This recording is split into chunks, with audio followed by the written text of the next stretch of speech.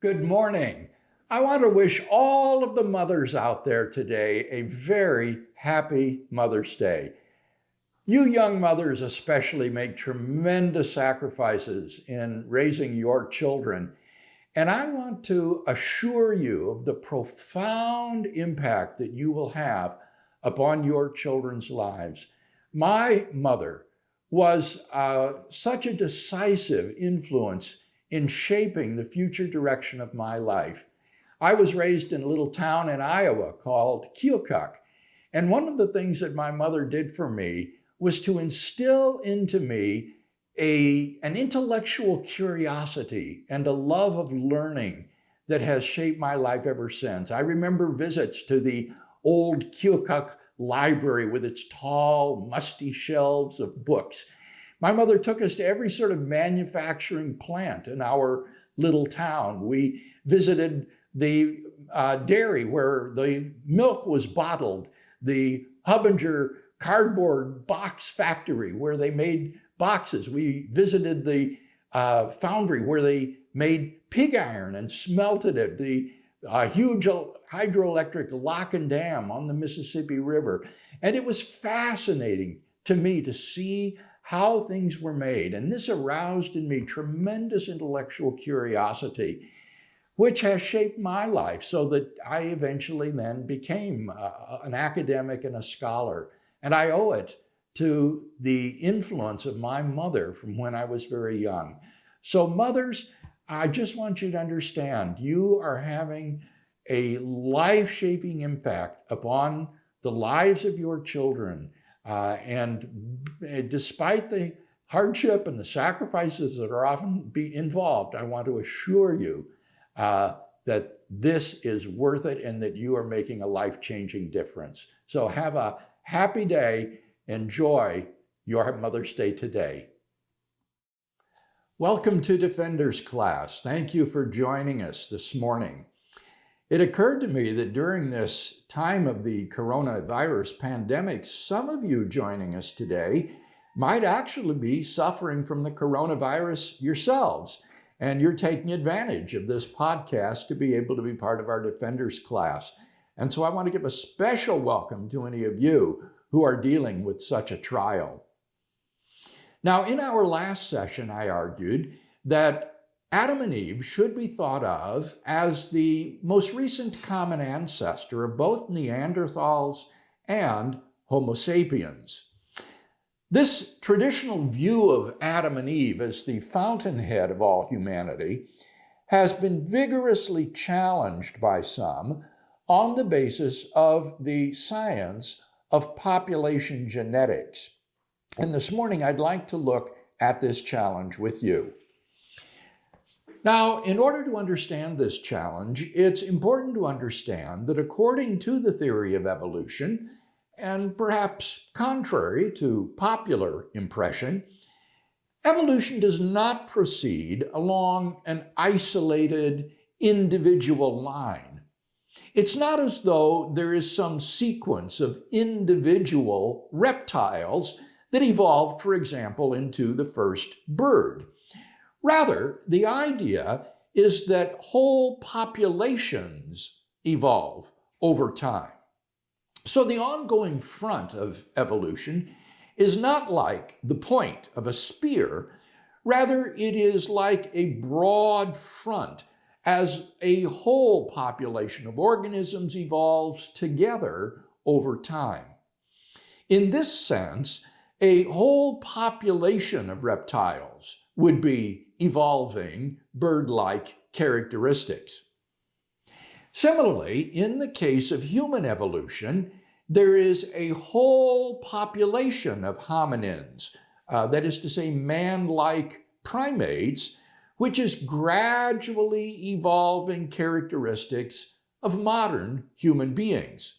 So it's typically thought there weren't originally two human persons, an original couple that were the ancestors of everybody else.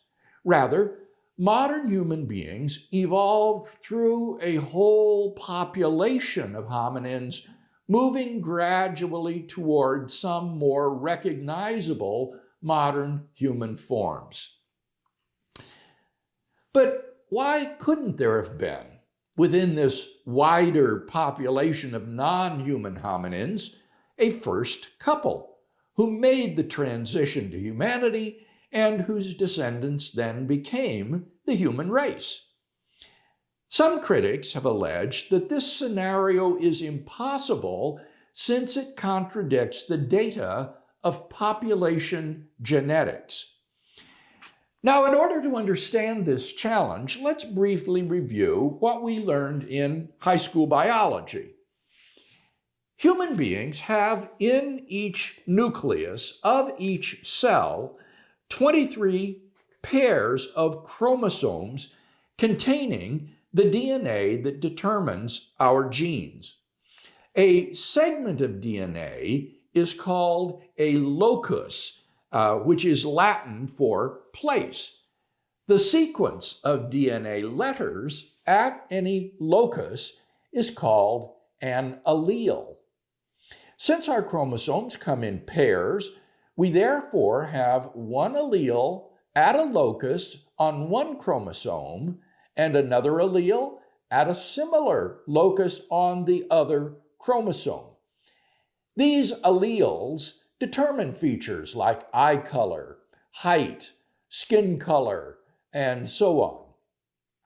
Now, the claim is that when we look at the genetic profile of the human population today, it is impossible that it could have stemmed from an original couple alone. There had to be numerous ancestors from the very beginning in order for the human race to have arrived at its present condition. So, what exactly is the problem supposed to be here? Computational biologist Joshua Swamidass distinguishes at least 4 different problems that have been put forward in the popular literature as incompatible with the existence of an original human couple. Number 1, the multiplicity of alleles. There are just too many different alleles in the present population to have all come from an original human couple within the last 18 million years, which is long before human beings ever appeared on this planet. Number 2, effective population size estimates. Various independent methods of estimating past population size all concur that the human population in the past was never fewer than around 10,000 breeding people. Number 3, trans-species variation. In order for all the alleles which we have in common with chimpanzees to be passed on to us from a common ancestor, there needed to have been more than one couple who transmitted these genetic lines from that ancestor to us. In other words, a single couple could not have passed on to us all the genetic material which we share with chimps. And finally, number 4, the divergence of alleles. To grasp this point, it's vital to differentiate genetic divergence from genetic diversity. I shall take genetic diversity or variation to refer to the multiplicity of alleles in a population. Genetic divergence, on the other hand, has to do with the mutational distances between alleles in a population. We can visualize divergence by representing alleles as dots plotted on a plane. The more mutations separating 2 alleles, the greater the distance between them on the plot.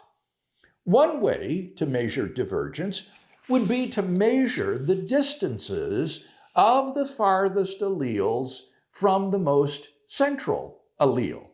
Draw a circle around all the dots, and the radius of that circle provides a measure of their genetic divergence. Now, notice that the multiplicity of alleles, what I'm calling genetic diversity, is irrelevant. What matters is the spread of the alleles, genetic divergence. The wider the spread, the more ancient the most recent common ancestor of those alleles. We want to compute genetic divergence across the whole human genome. We can then ask how long and how rapidly mutations must have been occurring for the distances separating alleles in the present population to arise from a pair of sole genetic progenitors. Given the known mutation rate, we can use genetic divergence to calculate the time back to the most recent common ancestor. And the argument is that it would take millions and millions of years for the observed divergence of alleles to have arisen from a common ancestor. We cannot reach a single pair of sole genetic progenitors of the human race within the time during which hominins have existed on Earth. As one writer put it, this would make Adam literally a monkey's uncle. Therefore, there could not have been an original human pair from whom we all descend. On the basis of evidence such as the above, Dennis Venema expresses supreme confidence that humanity did not descend from a single human couple. He writes, "Some ideas in science are so well supported that it is highly unlikely new evidence will substantially modify them. And these are among them. The sun is at the center of our solar system.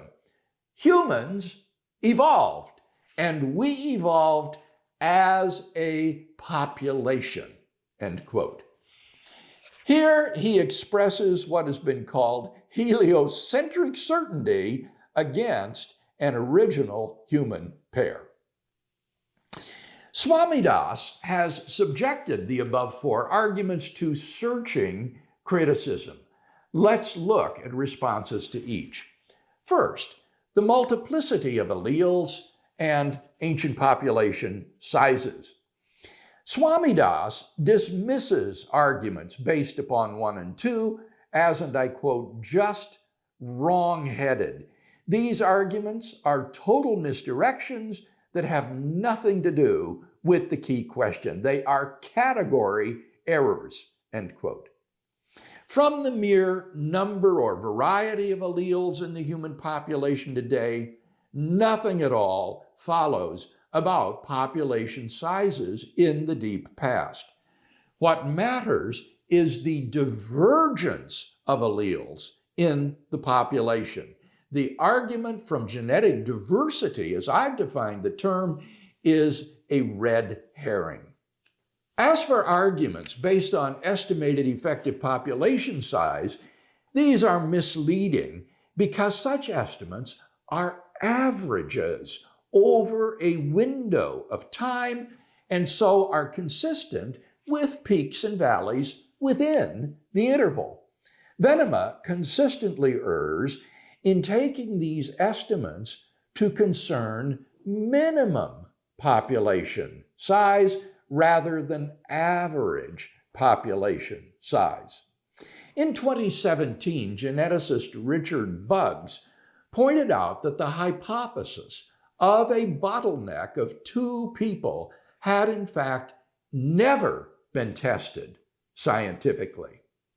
Indeed, as Swamidas observes, we know that at some point in the past, the number of human beings goes to 0. and therefore to fewer than 10,000 individuals.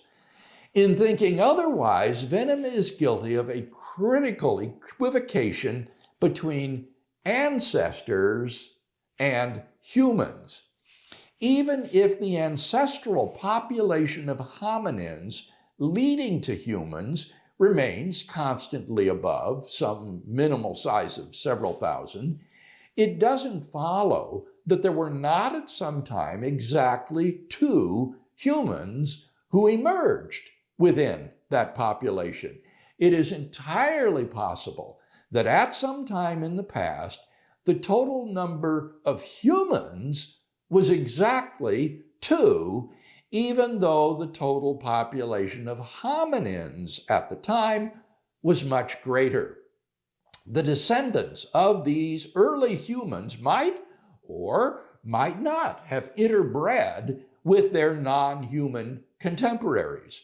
If they did, then that founding couple would not be our sole genetic progenitors, since outsiders would have had genetic input into the human race.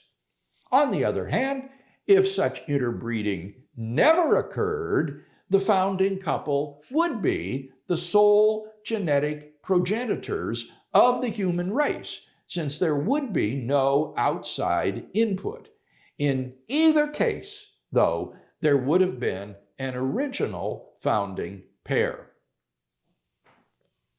What then about the third argument, the argument from trans-species variation? While initially plausible, the argument dissolves upon examination. Since every human being has two sets of similar chromosomes, not counting the X and Y chromosomes determining our sex, a founding human pair can together carry at most 4 alleles at any locus into the descendant population. So, if it could be shown that there are more than 4 allele lineages exhibiting trans-species variation, then we should have a strong argument against an originating human pair. But apart from an outdated study by Francisco Ayala, there is no evidence for this. Although this issue is still under debate, Swamidas reports that other studies have failed to uncover evidence of trans-species variation between humans and non-human ancestors involving more than 4 allele lineages. Even if such variation should be discovered, it could indicate no more than the fact that Adam and Eve were not our sole genetic progenitors, but that there was interbreeding with outsiders who introduced more alleles into the human population. Moreover, there is a plausible alternative explanation of trans-species variation among hominins, namely convergent evolution. In convergent evolution, similar alleles evolve independently in different species. Convergent evolution seems to be common among hominin species, producing similarities, for example, bipedalism, among independent species that may be misleading in determining lines of descent. Swamidas notes that the particular gene studied by Ayala is, and I quote, one of the genes with clear evidence of convergent evolution, end quote. This finding robs the argument from trans-species variation of its force. Finally, then, the fourth argument from genetic divergence.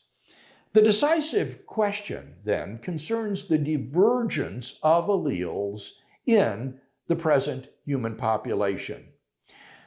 Swamidas points out that a founding couple could have been heterozygous, each carrying 2 different alleles at any locus of their chromosome pairs, for a total of 4 alleles between the two of them for any locus, to be passed on to their descendants. In that case, the relevant time is not the time to the most recent common ancestor, but the time to the most recent 4 alleles. Population genetics has been concerned only with the time to the most recent common ancestor, so that no studies of the time to the most recent 4 alleles had been published prior to Swami Das's work, requiring him to do his own original modeling in order to obtain a date. Now, I'll skip the fascinating details and cut to the chase. Swami Das determines a date of 495,000 plus or minus 100,000 years ago for the most recent 4 alleles. So there could have been a founding couple about 500,000 years ago who were the sole genetic progenitors of humankind.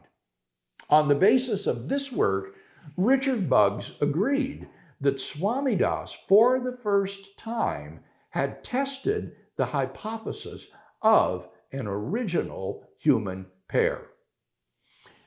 More recently, these findings have been confirmed by Ola Herscher and Anne Gager, who explore what they call a single couple origin model of the human race. They find that the data are consistent with at least 2 single couple origin models. Number 1, a model featuring a homozygous first couple dating to about 2 million years ago, and 2, a model featuring a heterozygous first couple who lived about 500,000 years ago. Thus, they conclude, given common assumptions shared by evolutionary geneticists, a single couple origin is possible despite claims to the contrary. So, while a recent bottleneck is ruled out by the genetic divergence exhibited by today's population, a bottleneck of 2 before 500,000 years ago is possible, in which case the founding pair would be the common ancestors of Homo sapiens, Neanderthals, and Denisovans. The dust has yet to settle on the scientific details, says Swami Das, but it looks at this point likely that a bottleneck any time before 700,000 years ago is undetectable in the genetic data. Such a date is well within the range of our proposed identification of Adam as Heidelberg man.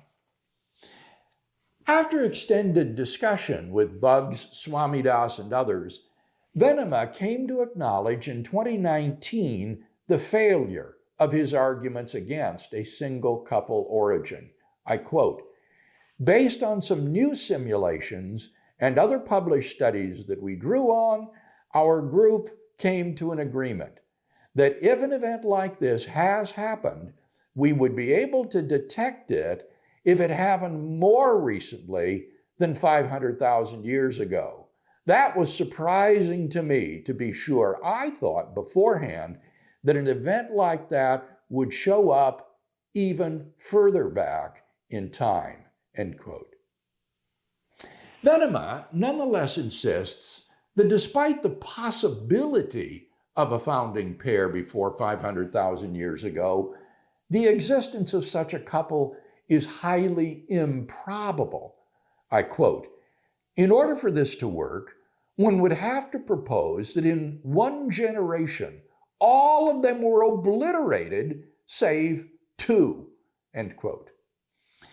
This bold claim is obviously false, since a founding pair could have existed as part of a wider population with whom the founding pair's descendants may or may not have interbred. It's important to understand that the existence of a historical Adam and Eve need not imply their sole genetic progenitorship, especially over tens of thousands of years. Even if their descendants were for a time reproductively isolated, such isolation could result not from population reduction, but from social distancing due to a myriad of factors, including geographic isolation, tribalism, language barriers, xenophobia, differences in cognitive capacity, racism, just plain revulsion, and so on, as well as any population reduction we might imagine. Perhaps these barriers were sometimes breached, but then we do not have any idea whether there were offspring of such unions that had genetic input into the human line. Of course, once Adam and Eve's descendants replaced Heidelberg man, we know that there was interbreeding among the extended human family, but we can only conjecture as to what happened before that point. In conclusion, then, Adam and Eve may be plausibly identified as members of the species Homo heidelbergensis and as the founding pair at the root of all human species. Challenges to this hypothesis from population genetics fail principally because we cannot rule out on the basis of the genetic divergence exhibited by the contemporary human population that our most recent common ancestors, situated more than 500,000 years ago, are the sole genetic progenitors of the entire human race, whether past or present. Next time, I'm going to conclude by reflecting theologically upon what we have discovered.